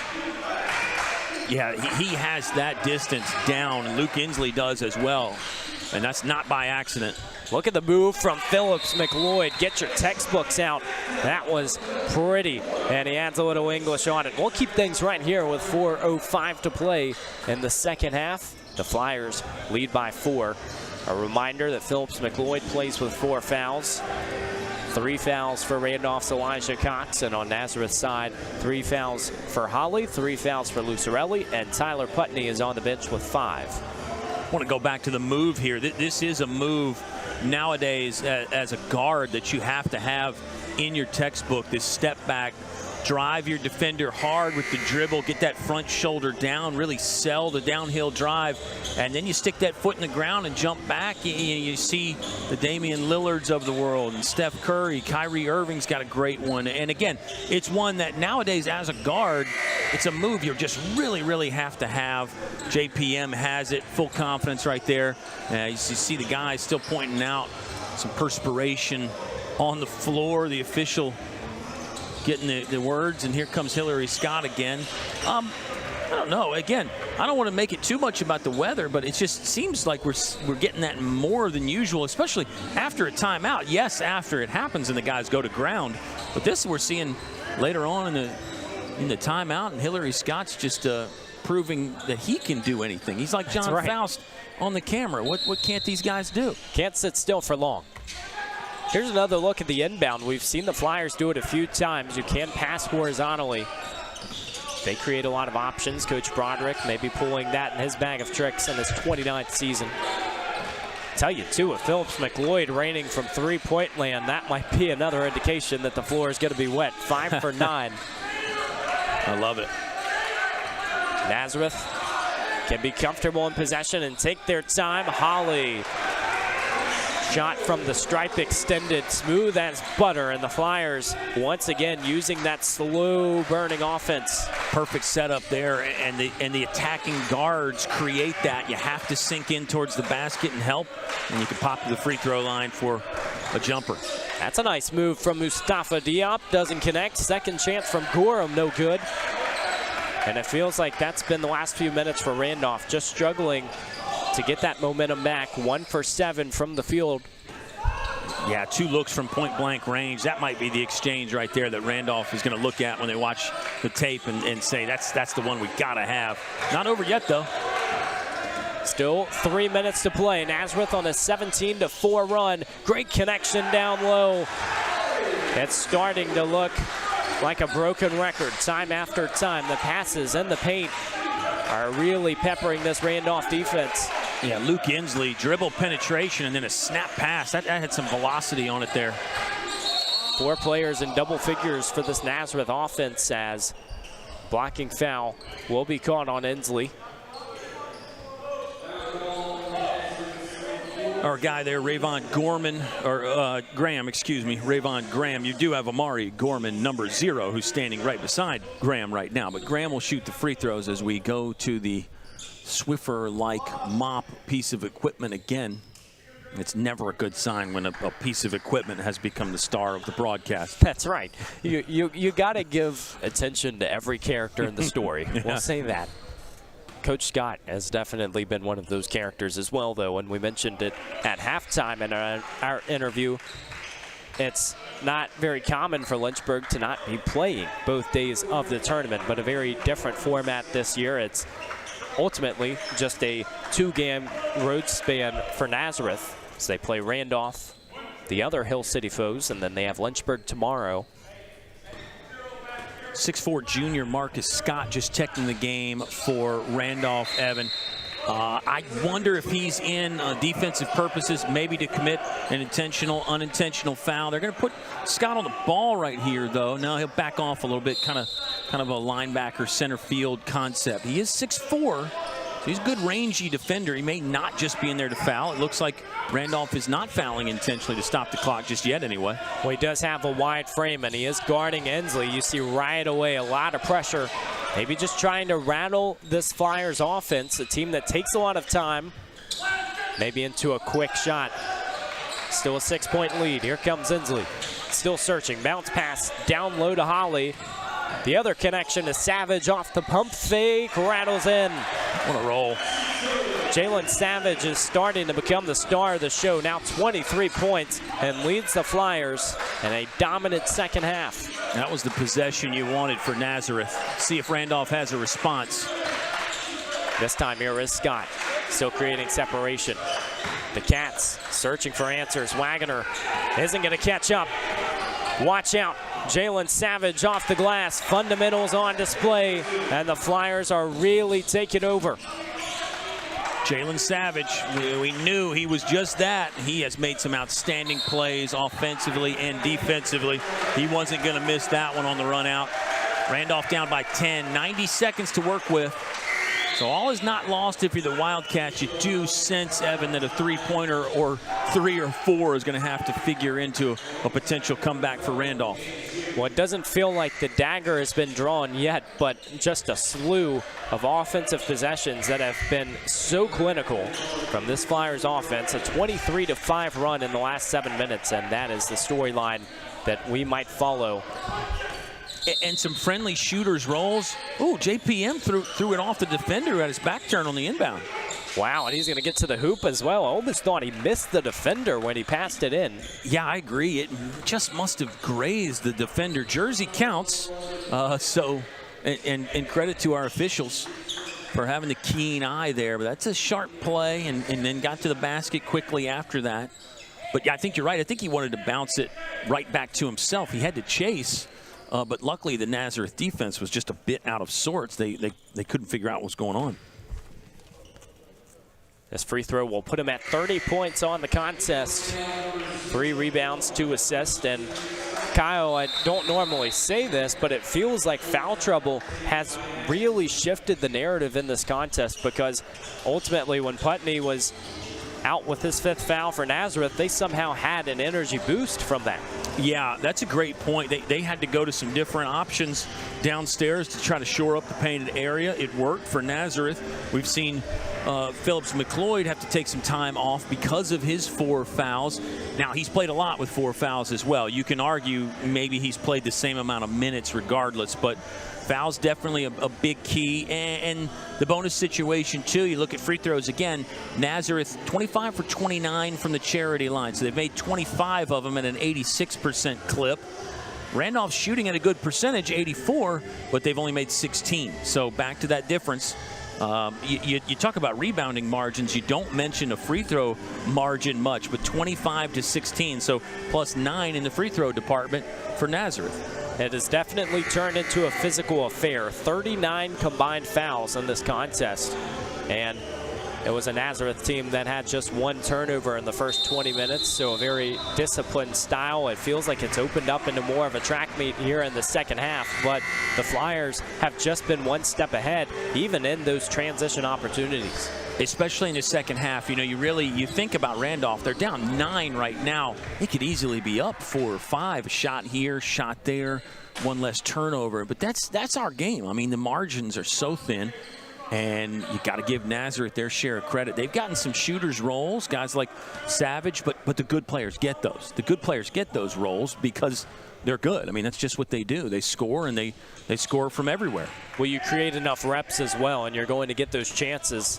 Jalen Savage, someone who is very comfortable with the ball in his hands. Oh, wow, Phillips McLeod trying to disrupt on the far side. Possession stays with Nazareth, but it just shows some of that speed on full display. Yeah, great effort there from JPM. Turnover and a basket here. Randolph is in business. Maybe just a stop as well. You don't want to have to be forced to start fouling, especially with 80 seconds to play. They might have the trap here. Gorham was so close.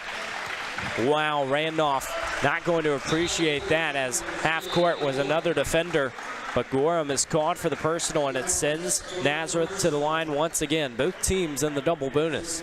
And that's why you do the work in the weight room and you do your agility drills, so you can just be a split second quicker right there. All of a sudden your reach becomes 6 inches longer. You get your hand on the ball if you're Gorham instead of making so much body contact. A great effort by Randolph. Again, you cannot fault the effort. Well, and a trio of substitutions as well, so maybe offense for defense now for Coach Key's squad. Evan Weehee enters the contest. Excuse me, Kyle. Yeah, we know Weehee can shoot it. Timothy James Jr. just came in. We've seen some good things from him, and then Victor Parson also, but don't think has been on the floor since the first half, but did get some good minutes there. So Randolph will have to move quickly. A 9-point lead. They do have their shooters. This time they do go to the corner. Opportunity for the Cats. And it cashes in. Victor Parson knocks it in to make it a 6-point contest. Just what Randolph needed right there. You surrender only 1 on the free throw. You get 3 there, so that's a 2-point swing for the Wildcats. Still trail by 6. I always point out you'd love to be the team that's up 6 right here. I know people talk about, oh, it's pressure, it's tough to hold leads, etc. Look, the numbers say you always want to be up 6 right here. But Randolph has some life thanks to the big 3 from Victor Parson off the bench. And now Evan Key, the head coach for Randolph, he can go back to the offense, defense, kind of have 2 different units to work with here. You still love to have a little bit of each, obviously. And I think if you're Randolph, maybe in your timeout huddle, you're talking about, hey, let's target 1 or 2 players for Nazareth that we will foul. If those other 3 guys get the ball, let's play defense, if that makes sense. So ideally, you find the guys with the worst free throw percentages and you foul them if they touch it. Kind of a tough concept to do in the heat of battle. It's one of those that you do have to talk about and work on, but some teams are really good about that. They'll defend a certain player and intentionally foul another. Well, the problem is who? Right, because right. Nazareth has just about everybody on point from that free throw line. Perfect counterpoint by you. I mean, that might be checkmate by you. That was that. I mean, you're absolutely right. You're right. If you're Nazareth, if you want to, you can run out 5 free throw shooters that are over 85% if you want to. Well, the other side of the token is that Randolph does have a lot of length, and this full court pressure has been successful. Oh, wow, 4 seconds. We're going down on the clock. Coach Broderick didn't like the landscape. He wants to talk things over. That 10-second violation, it goes by quickly when you're pressed in the full court, but credit to Coach Key's squad because they didn't foul, and even though they didn't get that trap, that pressure just kept on advancing forward. Enjoyed that sequence right there, and that's why you hang on to some timeouts late in games. Coaches, a lot of times the first half, second half, whenever, you always want to call a timeout when your team does something wrong. And if you let your team self-organize, if you go through some rough waters and save those timeouts, they can really come in handy in a situation like that. None left for Randolph, none left for Nazareth now. So basically we're going to get 60 seconds. Wish it was 60 right. more minutes. 60 seconds of uninterrupted basketball here.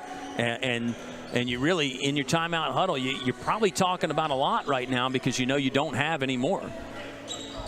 Very good point. Both teams in the double bonus as well, and so it will be a little bit of stop and go, but you know, like you said, this is the point of games that you really need to start preparing for late in the postseason, because you understand when it's a moment like this and you got to go out there uninterrupted, It's all about knowing the playbook, knowing the fundamentals, putting everything together.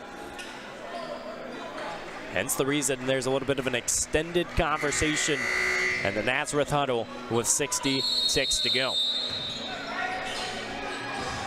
So if you're Randolph, do you use the same look, Evan, or do you change it up? That's what Evan, Coach Key had to think about there in the timeout huddle.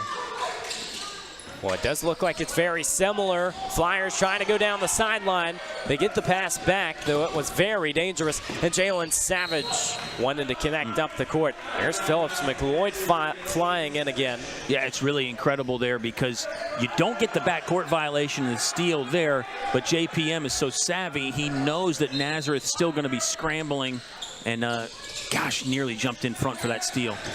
Got to be careful at the half court. Pass from Savage. McFarland finally finding airtime. Gets to the hoop. That is a confident layup. You got to know what's going in a situation like that. Solomon McFarland, really impressive. Gorham denied. Might that be the dagger as Nazareth has open court? Yeah, that was Holly with the rejection there. He just deleted that one off the rim. That might seal it. And so many big plays down this stretch for Nazareth that you could say sealed it. I mean, McFarland with that layup, slash and dash there under some pressure. The block at the rim. And if you knock down some free throws here, if you're Nazareth, you really do salt this thing away and go into tomorrow on a little mini winning streak here. It's always fun to build momentum before those big games. Talked with Coach Scott ahead of tomorrow's contest between Lynchburg and Nazareth. You know, he really said it's nice having that first game off, but on the same token, you don't want this team to get too much momentum to have to play against the Hornets. Yeah, Hillary Scott and his coaches have a nice file to work from. Looks like most of the players are in attendance here. It'll be a great game tomorrow. Hope everybody can check it out in person or on LHSN. Here's JPM. Dying seconds of this contest, off the glass and in. Make it 33 points for Jordan Phillips McLeod. But the Flyers have been a little bit crisper on offense, 4 in double figures. And it's just a matter of free throws from here.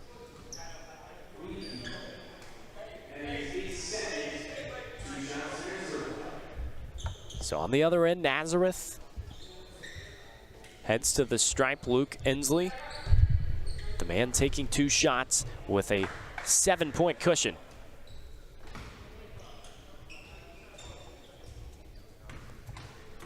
What a game we have been treated to. Just a lot of great action, and that's always what you want in a tournament setting. You know, you look at this stage of the season and you understand, and these non-conference tournaments, that you're seeing different teams that are very unfamiliar with one another. So to get a new landscape, a new series starter, is always a lot of fun as Inslee connects. High-scoring affair. And a pace pusher in Phillips McLeod, who's going to get fouled with 3 shots at the line. Already 6 for 6 from the stripe. And a chance to further solidify what has been a very impressive shooting display from the line this season. If you're just joining us, Phillips McLeod, a 92.3% shooter from the stripe. But more importantly, can make it a 2-possession affair as Randolph tries to creep back in the dying seconds.